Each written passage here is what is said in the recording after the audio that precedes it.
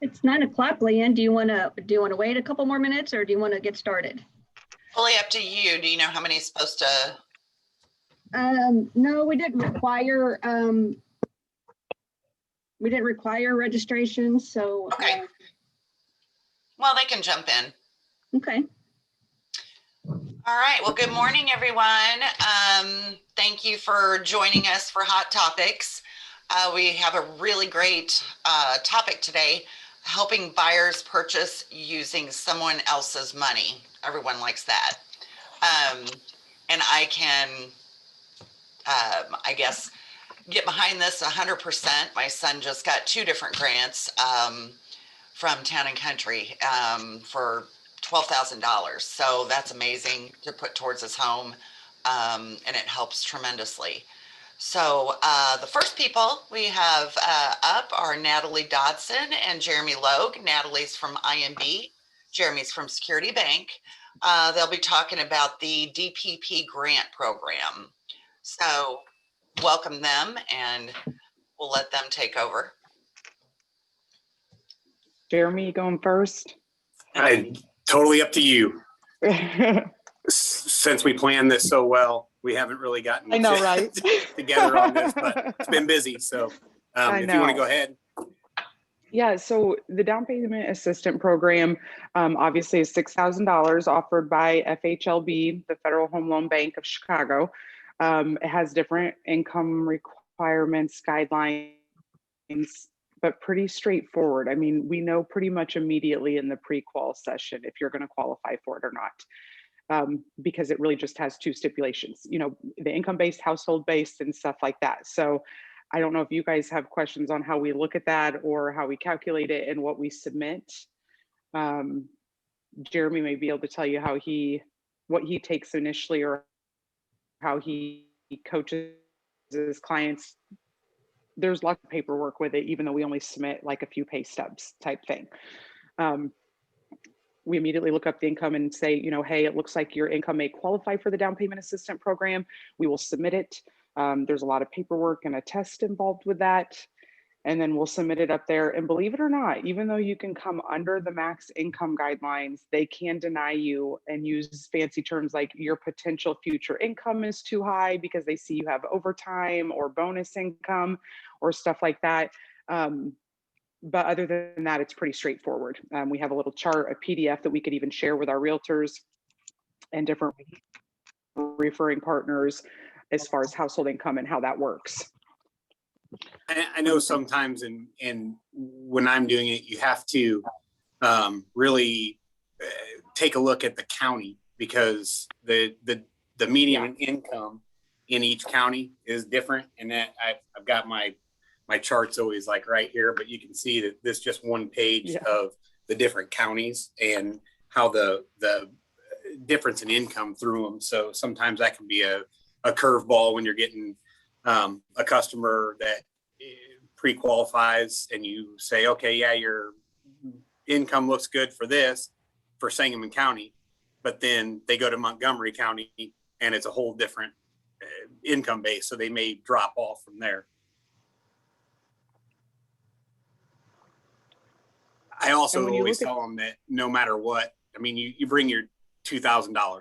So you can do less, but it is broken down to, you know, the 2,000 gets you the maximum of 6,000 off of the purchase price. So for me, I just start out of the gate with, you know, you'll need to bring $2,000 to closing so you can get the maximum. Well, and on that $2,000, this is a weird thing about that. It has to be their own money. It cannot be gifted to them. I guess their thought behind that is if we're going to give you 6,000 of free money, we should at least see that you can save 2,000 of your own. It cannot be gifted by family members or anything like with other programs where the full down payment can be a gift.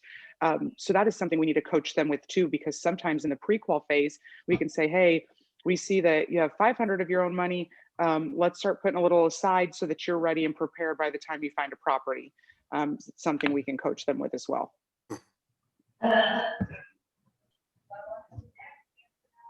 Natalie? Yeah.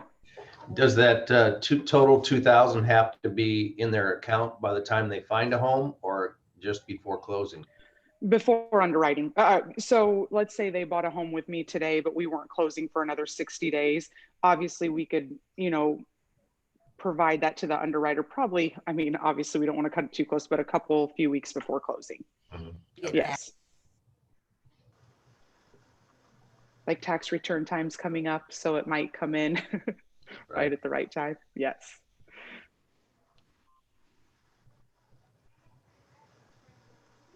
Are there any questions other than Randy's? This is also a weird time too, where we are allowed to ask them if they have children and dependents and all of those things, because that's a big deal. The income is so tight on the grant that we kind of want to know how many children and dependents they have in the house, so that maybe they can get a little bit higher eligibility. And you do have to show any adult living in the home that has an income. So it could even be, if there's somebody that's claiming income that's moving in there, you have to include that income with the documentation. So, if you have a 18, 19-year-old that's living there and is going to be a resident, you have to show that also. Mm-hmm. So how long is it before the grant funds are forgiven? 5 years. 5 years. Mm-hmm. Jeremy and And- Natalie, where do we get a copy of what the income caps are to qualify for those grants? Actually, if you just Google, because I actually checked before the meeting just to see if they had issued the 2021 income limits. We're right now still going off the 2020 HUD limits. But if you just Google FHLB Illinois income limits, the PDF pops up. But we can share it with anybody that requests it. And the FHLBC.com has a good site. I mean, it's a lot, but they have the actual whole program that you can PDF and print out and read all the ins and outs about it. And then, they have, me and get in the weeds a lot. They have the income calculator. They have the whole 9 yards in there. And that's a lot to take in. Like Jeremy said, it's a lot on our end. Our processors and underwriters and loan officers, we do a lot like with the income calculator and stuff just to get them approved. But we'd be more than happy to show you, like, I have a little checklist. Here's the 5 things you have to do. You got to fill out these 5 forms, give me 4 consecutive pay stubs, and take this test.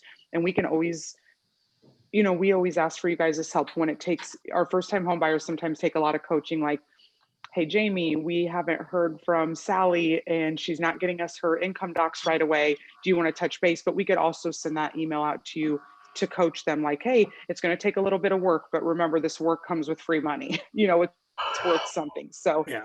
And sometimes one they thing do drag the feet. that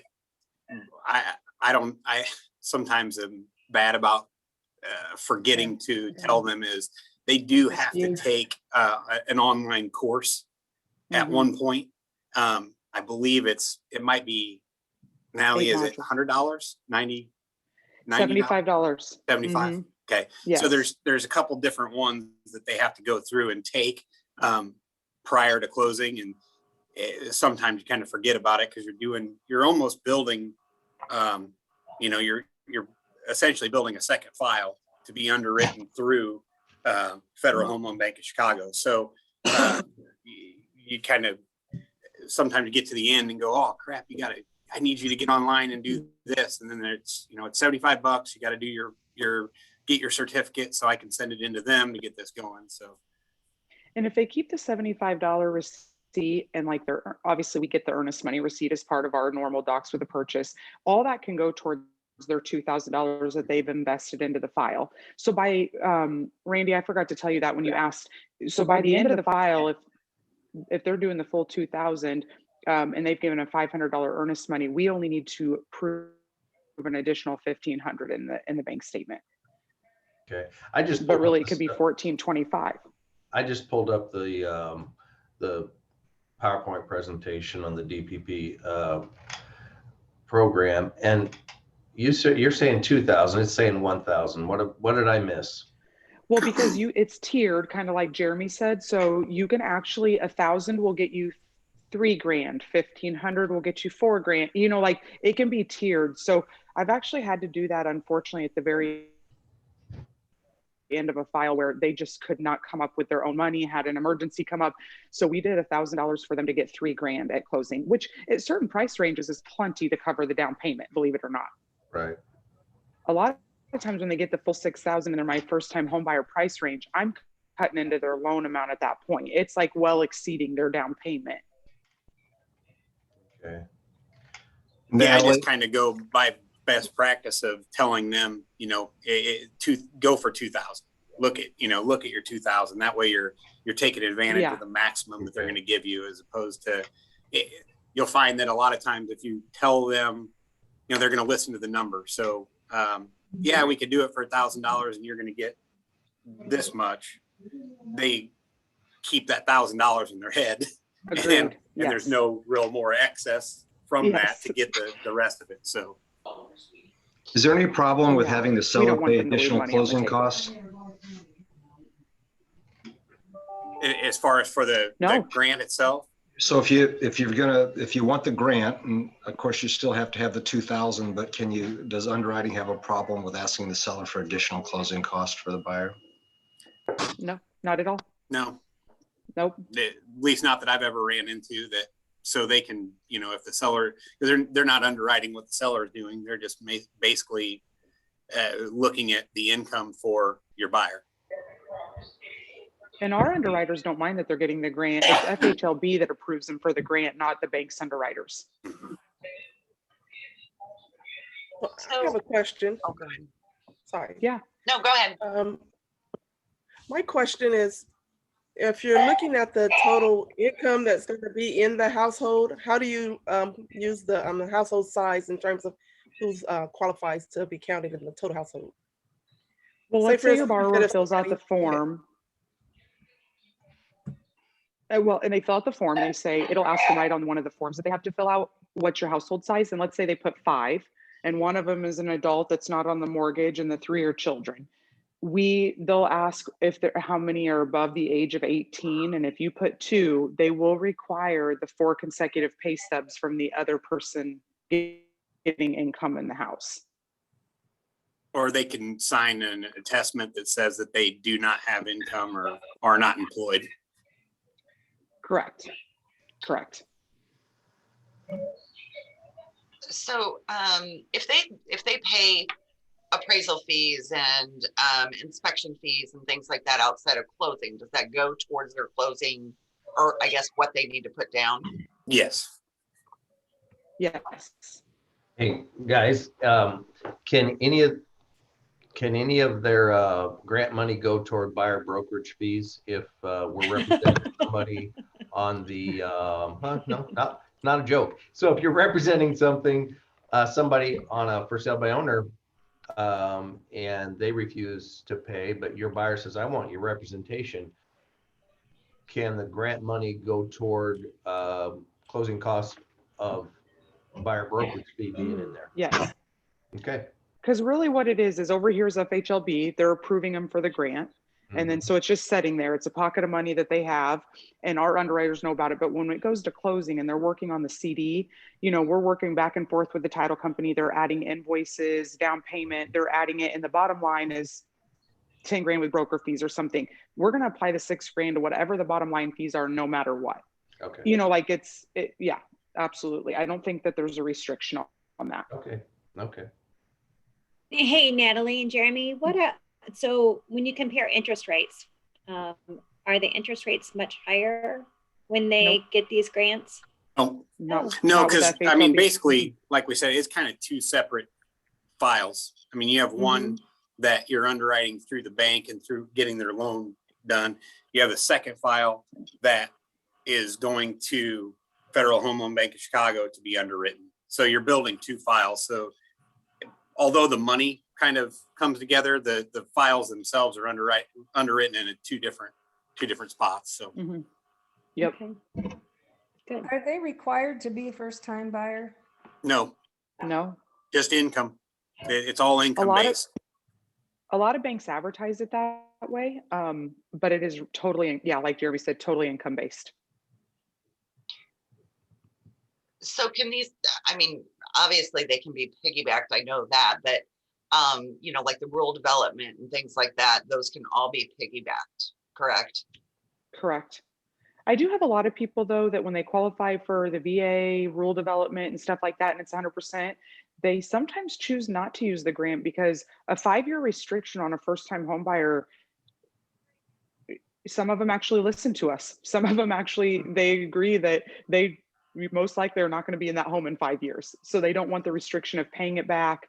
They're already kind of upside down on the loan when they do 100% financing. If they were to add broker fees right away within the first year or two, because you haven't really built a whole lot of principal down. So I've had people actually on those 100% programs choose not to use the grant. Is it forgiven? A prorated 1/60th every month is forgiven? Correct.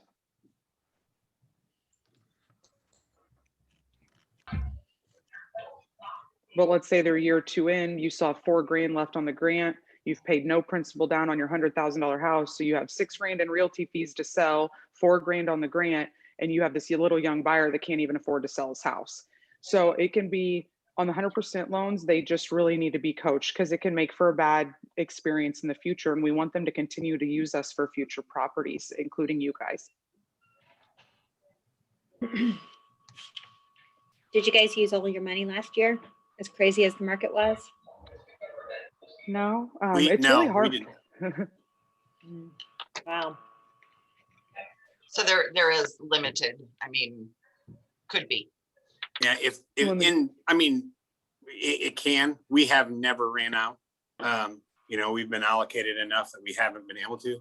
I mean, if you guys would get more inventory, it would help us. It's really hard. The income is, I mean, for our first time home buyer, like Leanne, like you said, your son, he's probably a single guy by himself. Those are our borrowers that qualify. You even add a married couple. I mean, even in this Sangamon County, a family of 2 can't even exceed a income of 57,000. So it's low. It can be very hard after a while to get qualified income wise.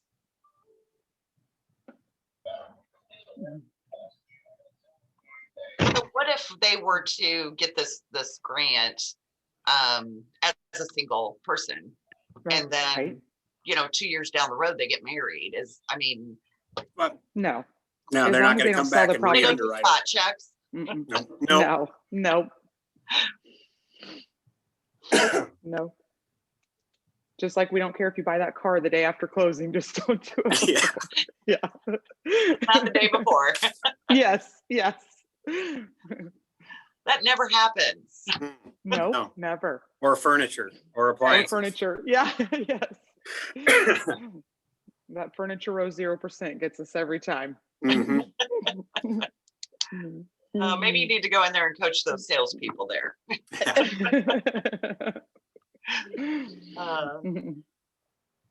Well, Good we idea. We should had a go. lot of really good questions on this. I think it's been very, very informative.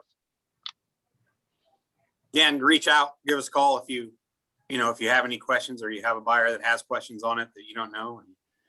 And that, like I said, FHLBC.com is pretty good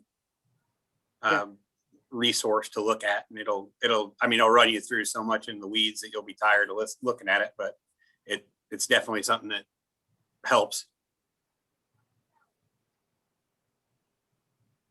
But Is we that can the only consolidate program it. you guys are aware of? No, that's just the only one we were supposed to Zoom about. Another program coming up. Yeah. Hey, Natalie, what did you say the single qualification was, the amount for a single? In Sangamon County today, let's see, it is $46,150. Okay. The single is more forgiving.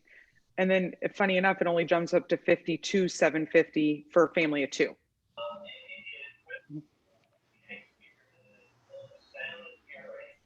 So if you have more dependents, does it go up, or is it just Okay. Right. So let's say the family of two is a mom with two kids. Then we are talking a little bit more about a single, I guess I should say single adult households qualify the best.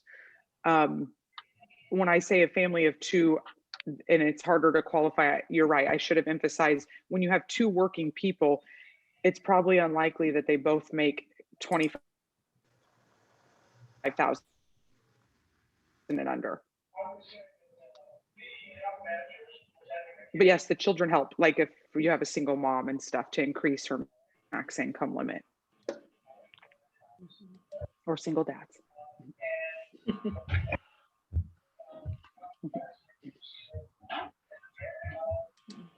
Do you have any other questions? I think I want to ask one other question.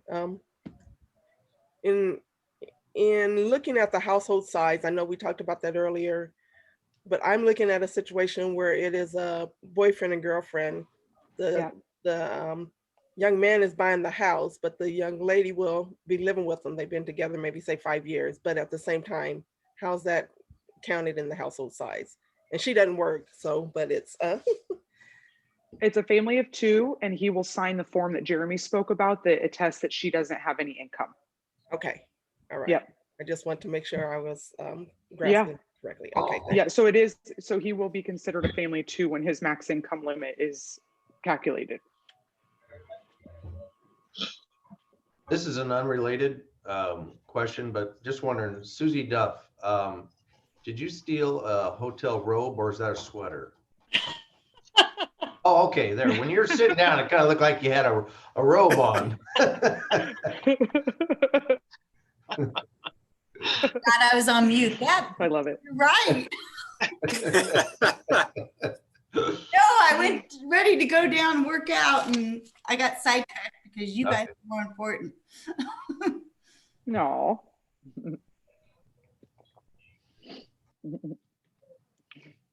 Well, I am sure Natalie or Jeremy would be happy to answer anything that you have, or send you any information that you'd like. So definitely reach out to them. Are we ready to go to the next program? Absolutely. Sure. Thank you, guys. Thanks, you guys.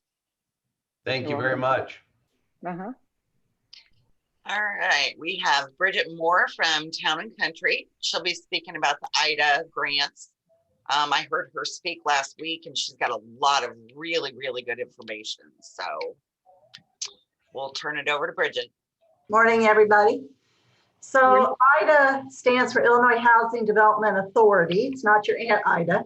And 1967 is when this started. It's self-supporting. So even though it's considered a state agency, they don't use any taxpayer funds to run this. This is public funds that are pooled together and it's administered by IDA.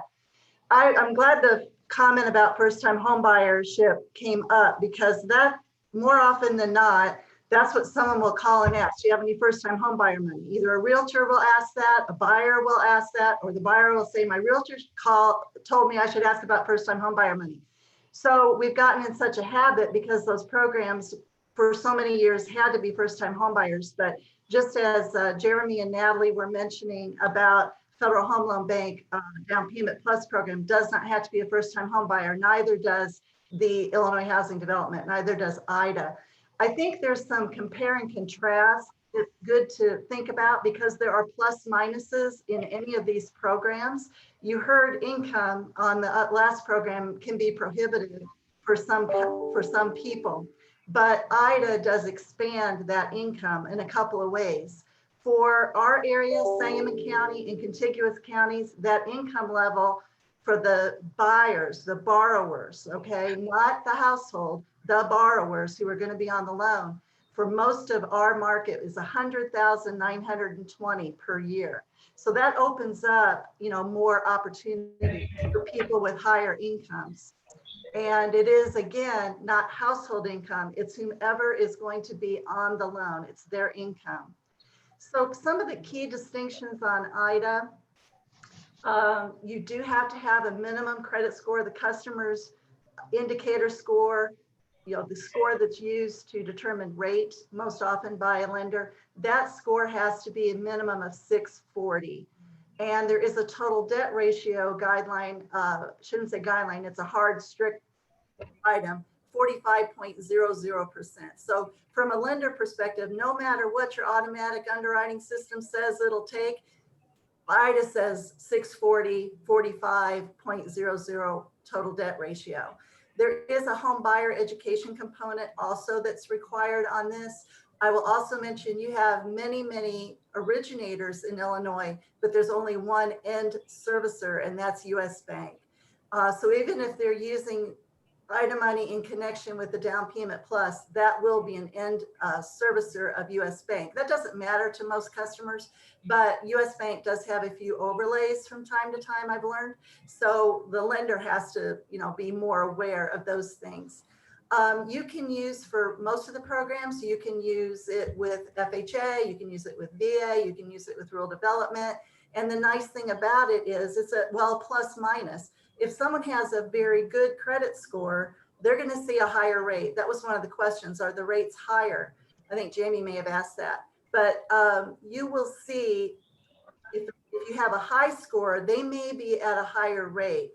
If they have a low score, they may be getting a lower rate because IDA just comes out with a rate for each of their programs, whether one rate for government, one rate for conventional, and it's not driven by the score, even though they have a 640 minimum score. So right now, IDA has 5 different programs that they're offering, and there's 3 different ways that assistance is recaptured. One way is forgivable. There's 2 programs that have a forgivable aspect of the recapture. One's over 10 years, one's over 5 years. There's a repayable, which is a 0% interest loan, but still repayable over 10 years. And then there is a deferred, and that just means the other shoe is going to drop at some future event. So that could be when they refinance the home. That could be when they sell the home. That can even be if they're just making the last regular payment on the loan, that deferred comes into place. In December, there were 2 new programs that were released. One was called Opening Doors, or is called Opening Doors, and the other one is Smart Buy. And I don't think I've had nearly as many calls on any program as what we're getting on Smart Buy right now, because it's very unique.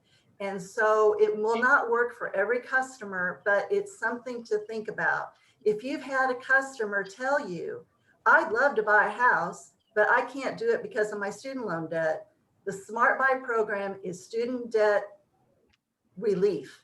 Okay, so they can get relief from the student loans through IDA, meaning paid off, but there are some requirements that go along with that. One thing I'll mention, again, more so for the lenders, but anybody, is that it's a conventional. The Smart Buy can only be conventional. Only Fannie Mae, and I believe Freddie Mac has now also agreed to the Smart Buy program, or at least they're on board to come into that program. But to start with, it was Fannie Mae only. So it had to go through conventional only. And what I found is I had a customer who they fit the program in every way, but automated underwriting just loved it as an FHA loan, would not take it as a conventional loan. And so then we had to find another program to put them in. So Opening Doors worked, they just wouldn't get the student debt relief. So if you think of the letter S as Smart Buy and the letter S meaning student loans, those are the things that go together. That's what you can remember about Smart Buy. It's really about student debt relief. The requirements are that you can have up to 15% of the purchase price for student loan, but it must be retired. It cannot be any partial payment. If you have 2 borrowers, you can limit it to 1 borrower that you're going to pay off the student loan debt, but it has to be paid off. If their student loans totaled more than the requirements, maximums, they would have to come up with the difference, get a gift or whatever. They have to be paid off, not just paid down or partially paid off. So make the math easy for me this morning. On a $100,000 deal, since it's 15%, they could have up to $15,000 in student loans paid off. it can go up to a maximum of $40,000. That gets you in the neighborhood of a 265,000, 266, I guess, 266, something like that, purchase price in order to get a maximum of 40,000, because it is 15% of the purchase price. And the debt relief, the student loan part, is forgiven over 3 years, that portion.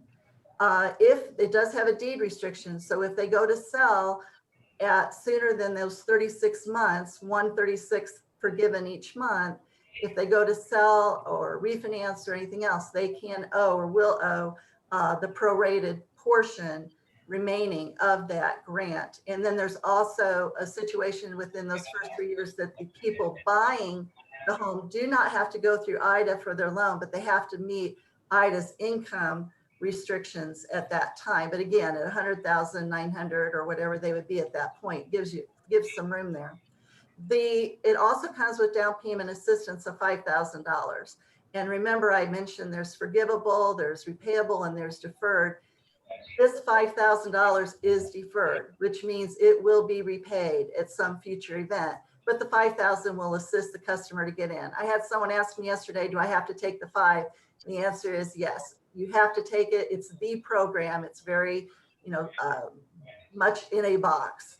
And what we're finding is, it does not work for everybody, but it does open up a lot of conversations with people. There are people that have, I mentioned this last week at a training session, lenders, we see a lot of student loan debt all the time. We'll see $300,000 in student loan debt, and those people are not doctors, So it's not going to work for everybody with these maximums. But I also had a customer who was interested in buying a house. They qualified for up to $200,000 purchase price. They are not anywhere comfortable with the $200,000, what comes with the $200,000 house in terms of payment, not at all. In fact, when they told me what their purchase price they were interested in, yet what their payment was, we had a pretty big gap. They just had no idea. They wanted to pay $700 a month and they wanted to buy, X price of a house. And those two things weren't coming together. And I said, well, let me understand a little bit more about your budget. Let's talk through that. Why is it you feel you want to be limited to $700 per month, like with what I'm seeing for income? And so one of the things was, well, student loan debt. And so we looked at that, and their student loan debts were about my borrower number one, my gentleman, it was about $250 per month. And it wasn't that much in student loan debt. It was less than $8,000. That part worked just fine with what they were looking for, but it was $250 a month. And I said, well, what if we can eliminate that student loan debt? Now you have $250 available for housing. And it's like an aha moment for the customer, because they're thinking, yes, I'm really concerned about my budget, my all around budget, not just, my housing expense. So they're looking now, and they've come up a bit in their purchase price. As they continue to look, no surprise, they keep needing to come up a little bit because they're seeing how far their money will go. But that is a way that someone can, not really take on more than what they're paying now, but revamp or restructure the amount of debt they have if they can get the student loans paid off. I can take questions if anybody has any.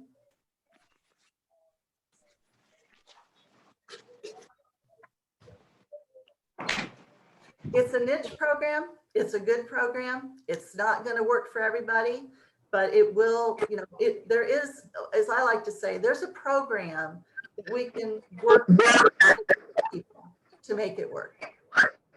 So is the Smart Buy limited to just certain counties? Is there a restriction?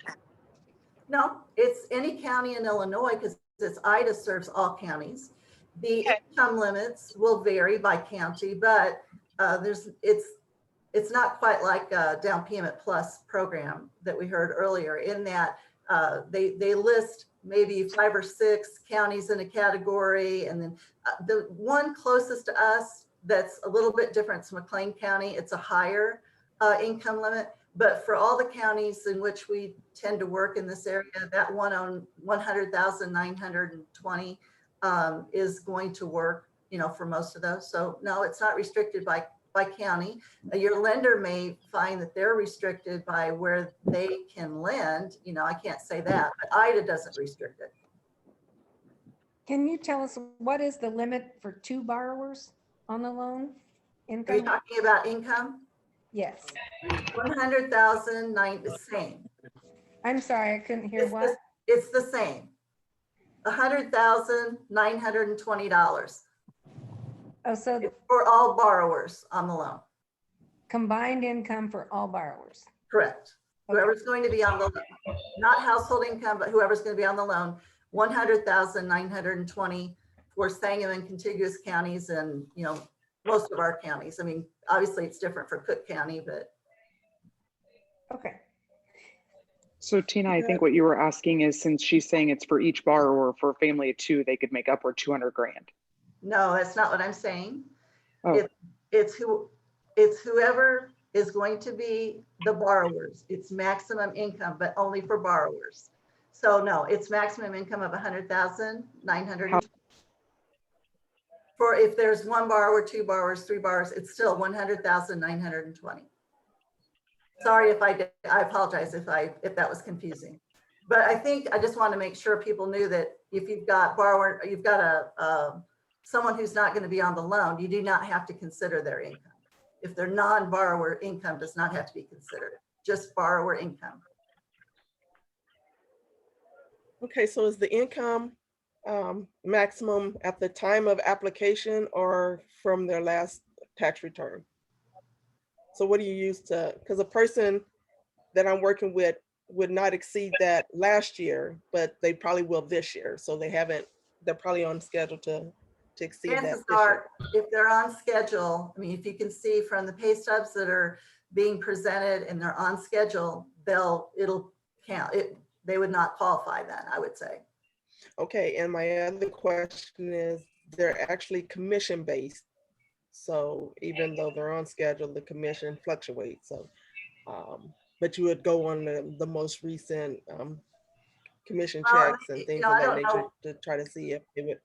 Sure, not knowing what their line of business is, their commission may be more heavily based later in the year. I mean, so they're going to look at the last 3 years income tax information in addition to just the year to date. And that's what underwriters get to do. But there is Excel spreadsheets and things that IDA provides to the underwriter to walk them through that to determine maximum income. Okay, and one other question with the SMART program. I'm working with a buyer that actually had to go pay down their student loans or pay them off, but it's in the same process before they close on a home. Is that something that if they show proof they just paid it off, say this month, that they could use that to qualify? Well, you know, where you get up to 15% of the purchase price toward their paying off their student loans. No, I mean, the student loans have to be paid off through the closing process, through the closing disclosure. So that would help them perhaps if they, you know, to demonstrate that they've already taken care of that student loan debt, sure. But it's not a matter of, I took care of that, now can I have any of that back? There'd be no cash back or credit back. Does that make sense, Norma? Yes, I didn't know if you could see my head shaking. Yes. I thought, but I was kind of going like this too. So we were doing it in time together, I think. So we don't expect people to know everything about all the programs, but you certainly can ask the lender. The website is IHDAmortgage.org. And you can get more information there about both the Opening Doors as well as the Smart Buy program and all their programs. Opening Doors was one of the new programs in December. And I would say that to me, it seems like it was structured specifically to go head to head with Down Payment Plus. That's the way I look at it. The way they've now structured it with terms of 5-year forgivable period and $6,000. IDA, you have to have $1,000 or 1%, but it does not have to be your own money. So if you have an FHA loan or some other program that allows for a gift, if it's underwritten where the gift is permissible and you're approved that way, you just have to have those funds, but you can have a gift. That's a big differentiator also. Is the interest rate the same or higher?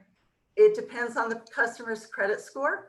So if they're in the higher score range, meaning in other programs, they're getting the best rates available, they're going to pay a higher rate because IDA comes out with one rate for conventional and one rate for government.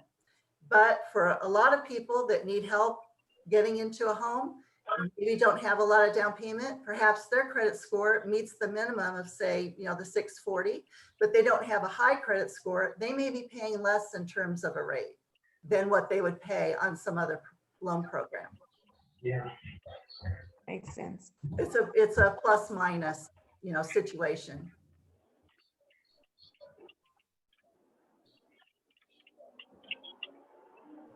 Any other questions? Comments? Do you think that's something that would be of interest to your customers that have student loan debt?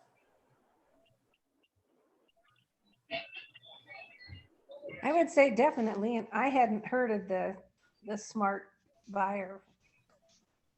Well, Pritzker came out with a big announcement in December, a little bit ahead of any of the computer programmers for our, wouldn't you know, for our systems to have built anything for it. So it kind of came out with a big splash, but we do get a lot of calls. So I know customers are going out there, if they're putting something in a search engine about down payment assistance, things like that, or if they happen to know about IDA, there's a lot of calls coming in about it, but there's still a lot more information to share, that's for sure. Do all three of you have like flyers that you can send out to the real estate agents so they can, present them to their customers? I do. I mean, it's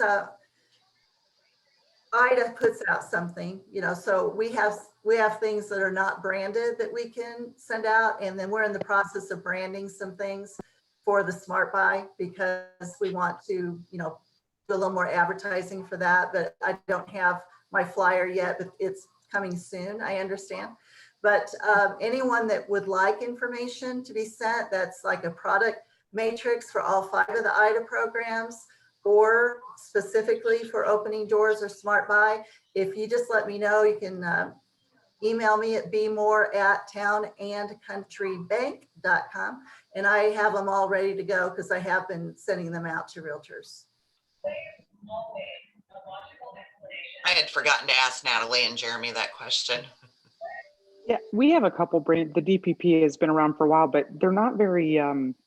They're not like important because it's just income based. So it's not like they put the income limits on there. They're just little card stocks, but we can absolutely email them out. Me and Jeremy spoke about that actually before the training. So.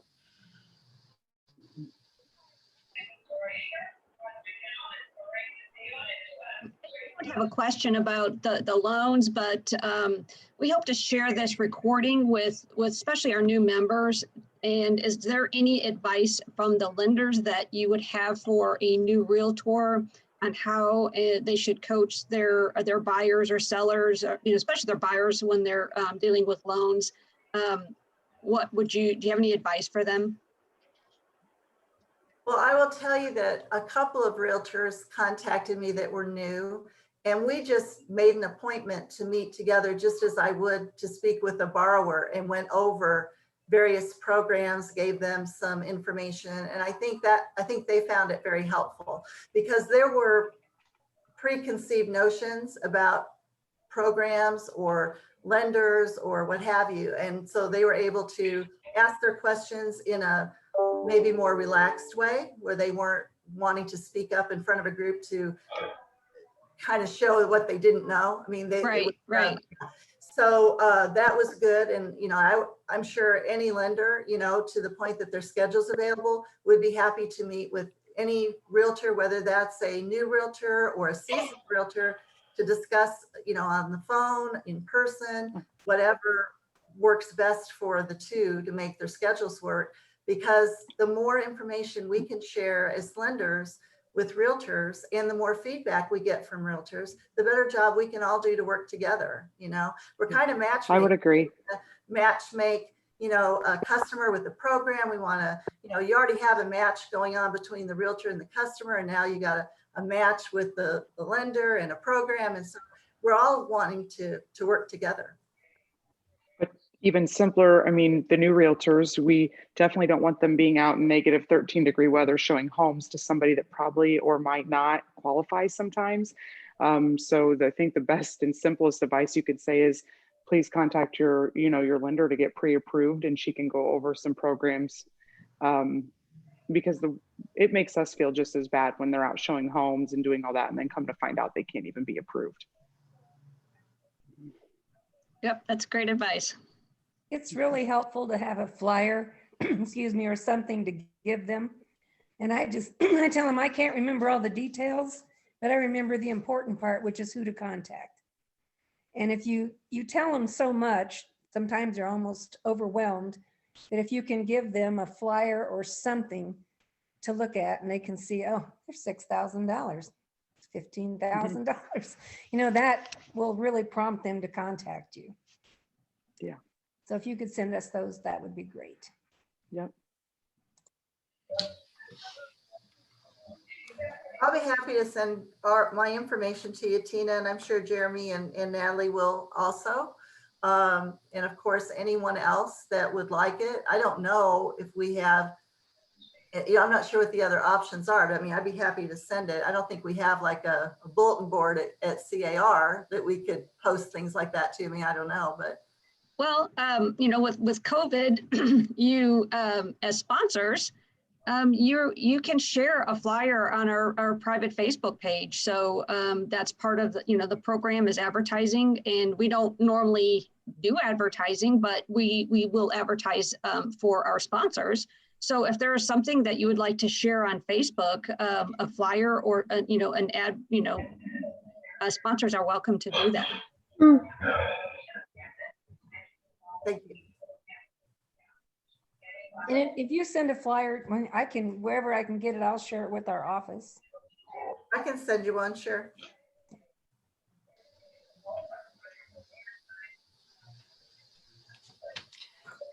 Do we have any other questions or? Well, Kathy, I do want to thank Chicago Title. This has been a great program, so we really want to thank our sponsors for being able to put this on. So thank you very much, Chicago Title. I forgot to do that in the beginning, but we really do appreciate that. And thanks to the speakers, Jeremy and Bridget and Natalie, we appreciate your input for the program as well. You're welcome. All right. Well, a lot of good questions, a lot of good information. So I'm sure you can contact them if you have anything else. And thanks, Leanne, for hosting. No problem. Thanks, everyone. Have a good day. Thanks everybody. Thanks. Thank you. Stay warm.